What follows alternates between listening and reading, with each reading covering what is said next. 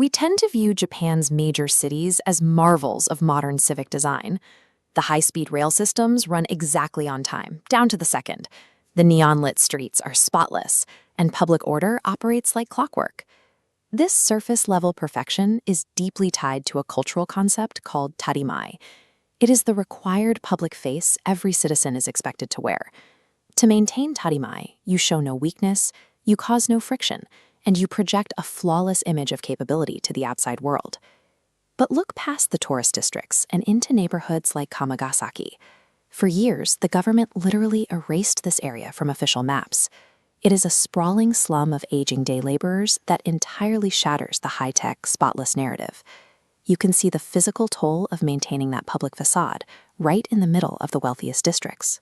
Exhausted businessmen, known as salarymen, regularly collapse and sleep on public sidewalks and subway stairs, entirely drained by their daily obligations. This brings us to hane, a person's true internal feelings and struggles.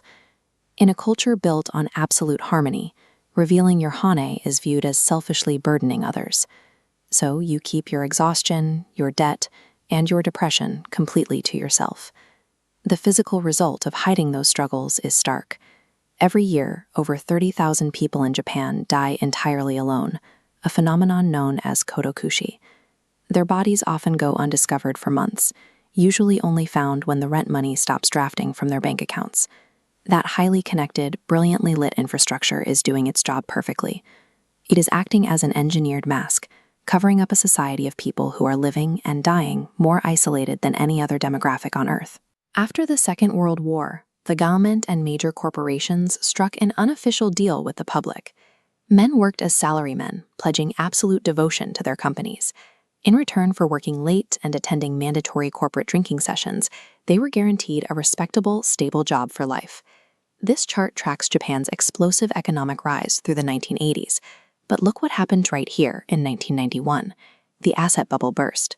Real estate and stock markets crashed, plunging the country into 30 years of economic stagnation. The lifetime employment guarantee vanished overnight.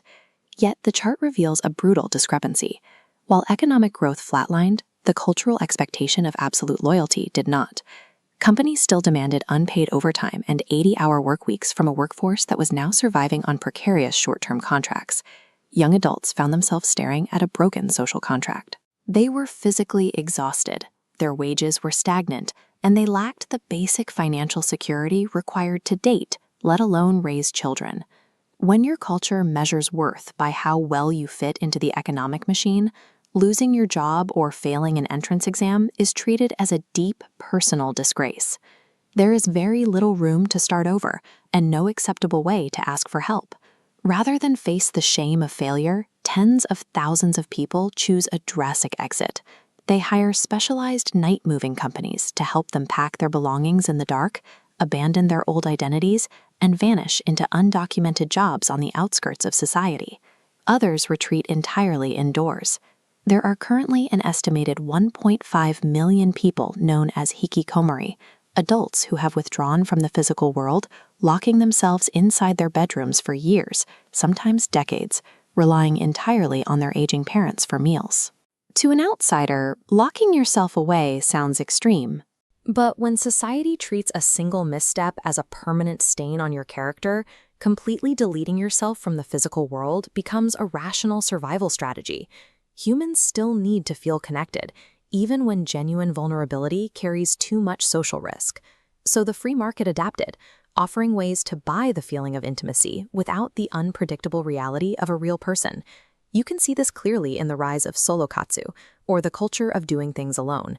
Entire restaurant chains are designed with single-seat booths and partitioned walls. You order, eat, and leave without ever having to make eye contact with a server or another customer.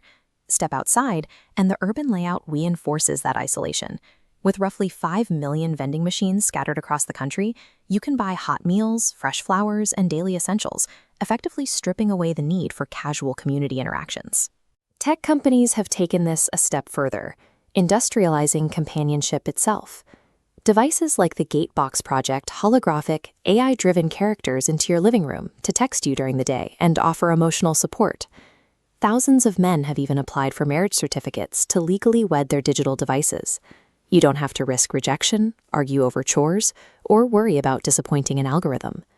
When the physical architecture and work culture of a country make authentic connection nearly impossible to maintain, companies will readily step in to sell a flawless synthetic substitute. It is easy to look at these trends and dismiss them as a uniquely Japanese problem, but they aren't. Japan is simply operating a few decades ahead of the curve. They hit the limits of modern economic burnout before the rest of us. Take a look at this global map tracking fertility rates. You need 2.1 births per woman just to maintain a population. Watch as the map turns gray. The collapse starts heavily in Japan, but it rapidly infects Europe, the UK, and the United States. We are watching birth rates drop below replacement levels across the entire developed world. Look closely at how younger generations in the West are adapting. Record numbers of 25 to 35-year-olds in America and the UK are still living with their parents due to skyrocketing housing costs. Simultaneously, massive industries have exploded around parasocial relationships on platforms like Twitch and OnlyFans. We are sliding down the exact same demographic cliff. Our societies share an economic structure that demands maximum productivity, leaves people exhausted, and prices them out of a family life. Inside Japan, however, some people are actively pushing back. A growing counterculture of minimalists is intentionally stepping off the corporate treadmill. They are choosing to live with fewer possessions and rejecting the high-pressure demand to project a perfect public image. Part of this resistance involves Shinrin-yoku, or forest bathing. It is the simple, scientifically backed practice of walking slowly through dense woods.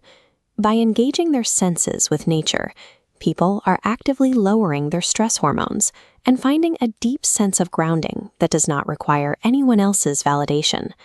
They are learning to sit with physical and mental emptiness. Instead of filling every single quiet moment with an algorithm or a purchase, they let the space exist. It is a direct antidote to a lifestyle overflowing with synthetic noise. No amount of technology can out-engineer the innate human need to be known by others. If we continue to build economies that reward flawless performance while isolating the worker, the destination is clear. We will end up with a future that is incredibly efficient, perfectly convenient, and entirely alone.